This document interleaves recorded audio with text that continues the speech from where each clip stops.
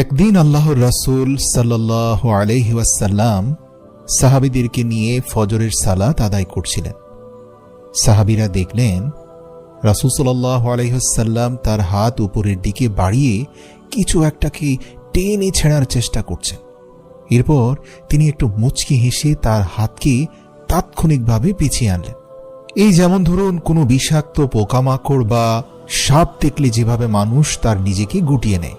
এই অদ্ভুত দৃশ্য দেখে সাহাবীরা জিজ্ঞাসা করলেন, ইয়া রাসূলুল্লাহ, আমরা আজ পর্যন্ত আপনাকে এমন অদ্ভুত কাণ্ড করতে দেখিনি। আমরা দেখতে পেলাম আপনি শূন্যের মাঝে হাত বাড়িয়েছেন, কিছু একটা ধরার চেষ্টা করছেন, কিন্তু হঠাৎ এমন কি ঘটল যে আবার হাতটাকে তাৎক্ষণিক ফিরিয়ে আনলেন? আল্লাহর রাসূল জবাবে বললেন, আমাকে এইমাত্র জান্নাত দেখানো হয়েছে। সবাই মনে মনে বলল, সুবহানাল্লাহ। আল্লাহর রাসূল আরো বললেন, আমি জান্নাতের বাগানে আঙ্গুর গাছে এক থোকা টসটসে পাকা আঙ্গুর দেখতে পেয়েছি। দুনিয়াতে এত সুন্দর আঙ্গুর কখনোই দেখিনি। আমি সেই আঙ্গুর নেয়ার চেষ্টা করেছি। আমি যদি সেই আঙ্গুরগুলো নিতে পারতাম তাহলে তোমরা কিয়ামত পর্যন্ত এই আঙ্গুর খেতে পারতে। এরপর আল্লাহর রাসূল থেমে গেলেন। সাহাবীরা উদ্গ্রীব হয়ে গেল ঘটনার শেষ জানার জন্য। আল্লাহর রাসূল এরপর বললেন, জানো, এরপর আমি দেখতে পেলাম জাহান্নামের আগুন। তখন আমি আমার হাতকে পিছিয়ে আনি। প্রিয় মুসলিম ভাই ও বোনেরা, একবার কল্পনা করুন তো, যদি আমরা দুনিয়াতে বসে আমাদের চোখের সামনে জান্নাত এবং জাহান্নামকে দেখতে পেতাম, আমাদের মধ্যে কি পরিবর্তন আসতো। কিন্তু এটা দেখার বিষয় নয়, এটা আসলে বোঝার বিষয়। আল্লাহর রাসূল সাল্লাল্লাহু আলাইহি ওয়াসাল্লাম বলেন, নিশ্চয়ই জান্নাত তোমাদের জন্য তোমাদের জুতার ফিতার চেয়েও নিকটবর্তী, এবং মজার ব্যাপার, জাহান্নামও কিন্তু তাই। প্রিয় দর্শক, জান্নাত আপনার সামনেই রয়েছে, কিন্তু আপনি যদি আত্মিকভাবে এখনই জান্নাতে প্রবেশ না করেন, বিশেষ করে এই মহিমান্বিত রমজান পেয়েও আপনার অন্তরকে যদি জান্নাতের ভেতরে প্রবেশ করাতে না পারেন, তাহলে হয়তো এর দরজা আপনার জন্য চিরতরে বন্ধ হয়ে যেতে পারে। আর তাই তো পুরো রমজান মাস জুড়ে 30টি রমজানে আলোর পথ জান্নাতের 30টি এপিসোড নিয়ে পূর্ণাঙ্গ জান্নাত সিরিজ প্রকাশ করতে যাচ্ছে। এই প্রত্যেকটি পর্বেই আমরা আপনাদের সঙ্গে নিয়ে এই দুনিয়াতে থেকে জান্নাতের ভেতরে ডুব দেওয়ার চেষ্টা করব ইনশাআল্লাহ।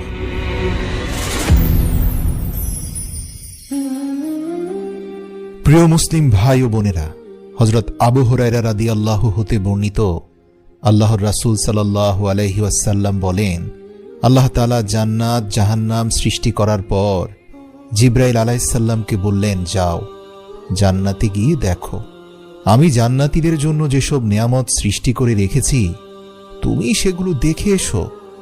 জিবরাইল আলাইহিস সালাম তাড়াতাড়ি জান্নাতে গিয়ে আল্লাহ তাআলার সৃষ্টিকৃত সমস্ত কিছু দেখতে লাগলেন এবং আল্লাহর নিকট ফিরে এসে বললেন, ইয়া আল্লাহ, আপনার সম্মানের শপথ, যে কেউ জান্নাতের সুখ স্বাচ্ছন্দ্য প্রসঙ্গে শুনবে এবং নিজ চর্মচোখে এক নজর দেখবে, সে তাতে প্রবেশ করবেই, তাকে কেউ আটকাতে পারবে না।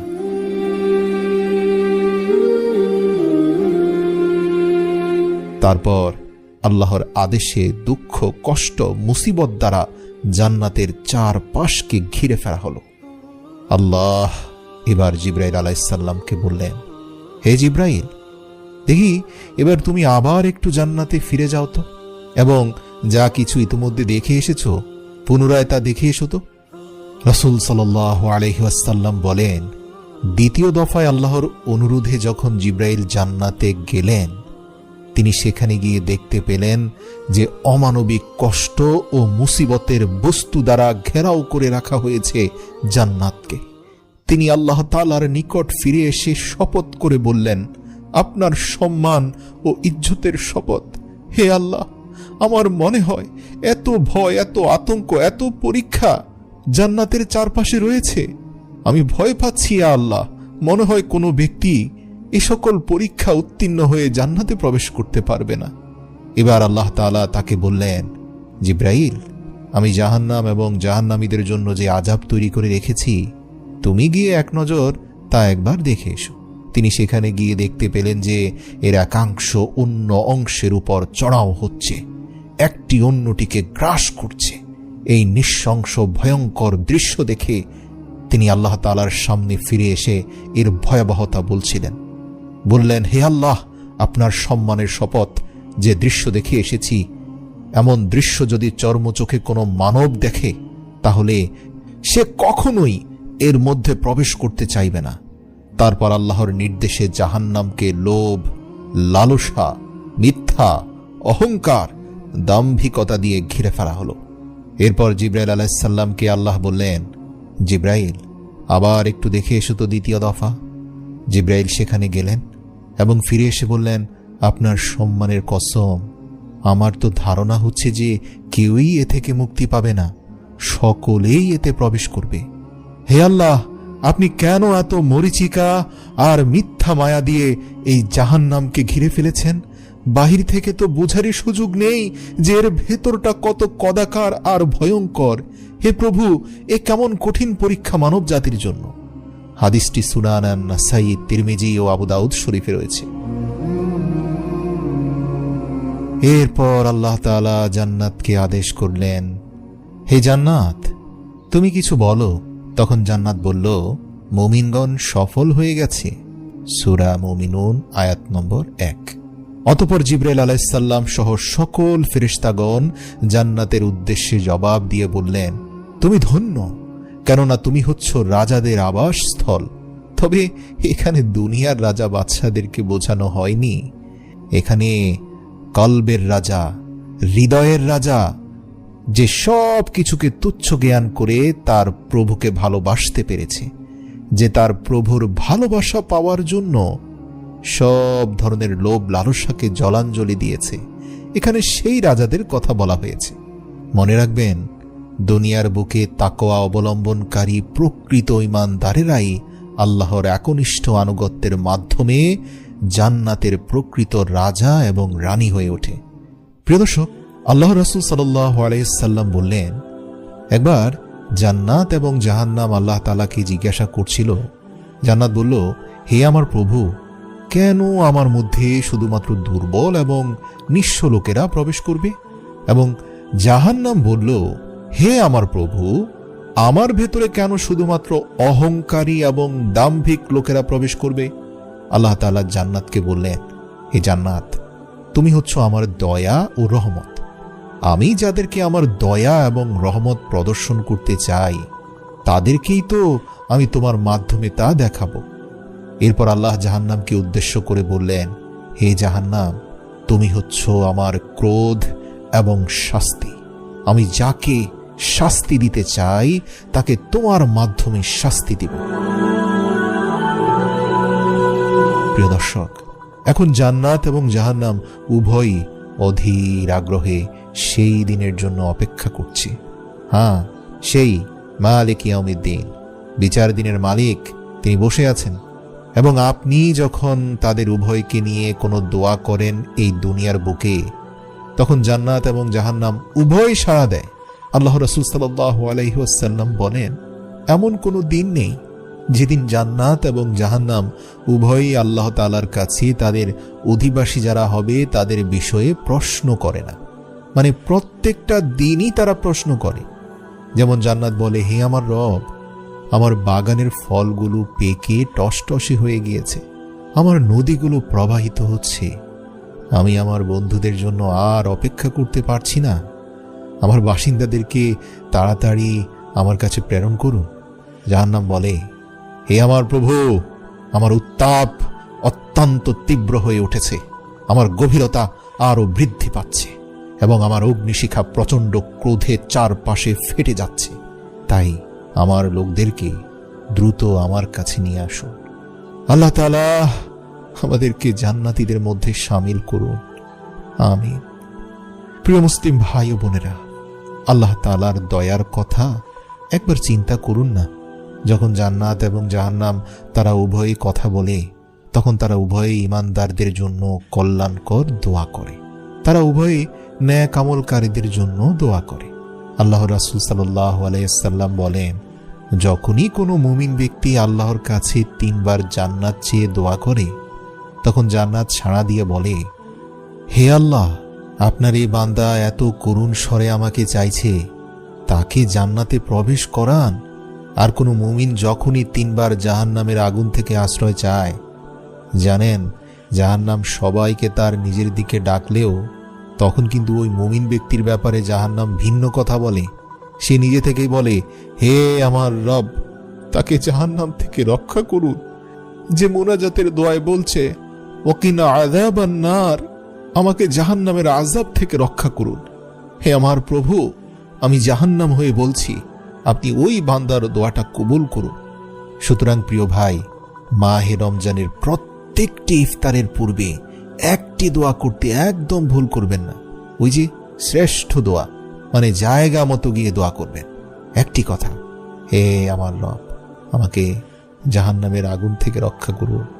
সারাদিন রোজা রাখার পর করুণ হৃদয়ে আপাতমস্তক আপনার কুদরতি পায়ের সামনে সঁপে দিয়ে ক্ষুধার্ত অন্তরে অভুক্ত শরীর নিয়ে আকুতি করছি, সামনে ইফতার রয়েছে মালিক, আমাদের জাহান্নামের আগুন থেকে রক্ষা করুন, আমাদেরকে জান্নাতের জন্য কবুল করুন। প্রিয় দর্শক, অতএব আমরা বুঝতে পারছি জান্নাত এবং জাহান্নাম উভয়ই আপনার জন্য কল্যাণের দোয়া করে।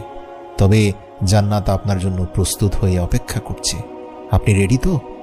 হযরত উবাই ইবনে কাব রাদিয়াল্লাহু বলেন, সাধারণত প্রত্যেক সময় যখনই আল্লাহ তাআলা জান্নাতের দিকে তাকান, আল্লাহ তাআলা জান্নাতকে বলেন, তুমি নিজেকে তোমার অধিবাসীদের জন্য সুসজ্জিত করো, আরো বেশি রং রূপ ছড়াও, এবং জান্নাত প্রতিটি মুহূর্তে তার প্রভুর নির্দেশে নিজের সৌন্দর্য বৃদ্ধি করে চলেছে, এবং এটা চলছে চলছে চলতেই থাকবে যতক্ষণ পর্যন্ত না মুমিন বান্দা এর মধ্যে প্রবেশ করবে। সুবহানাল্লাহ।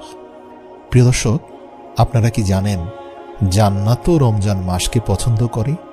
আপনি জেনে অবাক হবেন, জান্নাতের ব্যক্তিগত পছন্দের মাস হচ্ছে রমাদান মাস। আল্লাহ রাসূল সাল্লাল্লাহু আলাইহি সাল্লাম বলেন, যখন রমজান মাস আসে, জান্নাতের দরজাসমূহ খুলে দেয়া হয় এবং জাহান্নামের দরজাগুলো বন্ধ করে দেয়া হয় এবং শয়তানকে শিকলে আবদ্ধ করা হয়। মহিমান্বিত এই রমজান মাসের একটি রাতও এমন অতিবাহিত হয় না যখন জান্নাতের দরজাগুলো প্রশস্ত হয় আর আল্লাহ আপনার জন্য জান্নাতকে আরো সুন্দর, আরো রূপবান, আরো সমৃদ্ধ করে দেন, এবং সে আপনাকে প্রার্থনা জানানোর জন্য অধীর আগ্রহে অপেক্ষা করছে। প্রিয় মুসলিম ভাই ও বোনেরা, জান্নাত তো অধীর আগ্রহে আপনার জন্য অপেক্ষা করছে, ছটপট করছে, মহান প্রভুর নিকট আকুতি করছে কখন আপনি সেখানে প্রবেশ করবেন। কিন্তু আপনি কি জান্নাতে প্রবেশের জন্য অধীর আগ্রহ নিয়ে অপেক্ষা করছেন? সেজন্য কতটুকু প্রস্তুতি রয়েছে আপনার?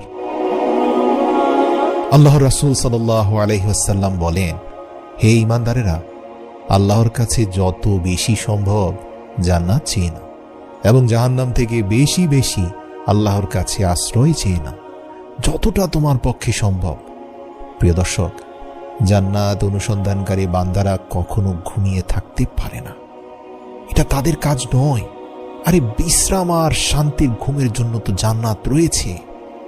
এবং জাহান্নামের আগুন থেকে যারা বাঁচতে চায় তারাও ঘুমিয়ে থাকতে পারে না।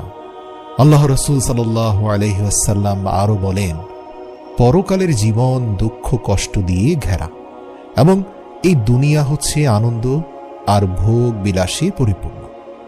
কিন্তু আপনি যদি জান্নাতের সুখ, শান্তি এবং নিয়ামত সম্পর্কে জানতেন, তাহলে কি এই দুনিয়ার কোনো আনন্দ বা বেদনা আপনার জান্নাতের পথে বাধা হয়ে দাঁড়াবে? ধরুন, যে ব্যক্তি চোখ বন্ধ করে তার রবের নামে জিকির করা মাত্রই চোখের সামনে জান্নাত ভেসে ওঠে, তার পক্ষে কি গুনাহ করা সম্ভব? আমি জানি এর উত্তরে আপনারা সবাই একমত হবেন যে কখনোই সম্ভব না।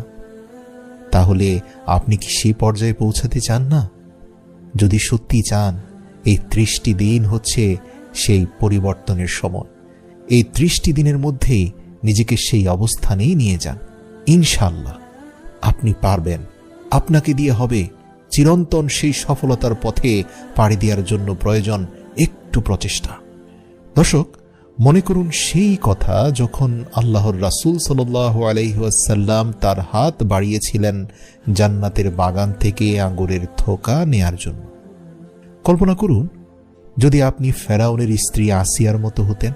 ওই যে ফেরাউনের সেই স্ত্রী আসিয়া, যখন তিনি উপরের দিকে তাকালেন ফেরাউনের অত্যাচার নির্যাতন সহ্য করতে না পেরে, তখন আল্লাহ তাআলা আসমান থেকে জান্নাতে তার জন্য নির্মিত পুরো প্রাসাদটি দেখালেন। সাথে সাথে তিনি সব কষ্ট দুঃখ ভুলে গেলেন এবং হাসতে লাগলেন। আনন্দ অশ্রু তার চোখ দিয়ে বেয়ে পড়ল। তার চেহারায় উচ্ছ্বাস আর আনন্দ ঝলমল করতে লাগলো। এ দৃশ্য দেখে ফেরাউন অবাক। দেখুন না কেমন ভালোবাসা! ফেরাউনের নির্মম অত্যাচারও তার মুখ থেকে সে আনন্দের হাসি কেড়ে নিতে পারেনি, কারণ সে এমন কিছু দেখেছে যা সবার দেখার তৌফিক হয় না। ভাবুন, এই দৃশ্য যদি আপনাকে দেখানো হয়, অথবা চোখ বন্ধ করলে যদি আপনি তা দেখতে পান, সুবহানাল্লাহ। কিন্তু আপনার নিজেকে জান্নাতে দেখার আগে, অথবা এই দুনিয়ার বুকে চোখ বন্ধ করে জান্নাতের অনুভব নেয়ার জন্য আপনার হৃদয়টাকে 100 ভাগ পরিশুদ্ধ করার চেষ্টা করতে হবে। লোভ, লালসা, মিথ্যা অহংকারের বেড়াজাল থেকে নিজেকে মুক্ত করতে হবে। আপনাকে এটা আপনার অন্তরে গভীরভাবে অনুভব করাতে হবে এবং আপনাকে আপনার সত্তার প্রতিটি বিন্দু দিয়ে এই জান্নাত অর্জনের জন্য সংগ্রাম করতে হবে।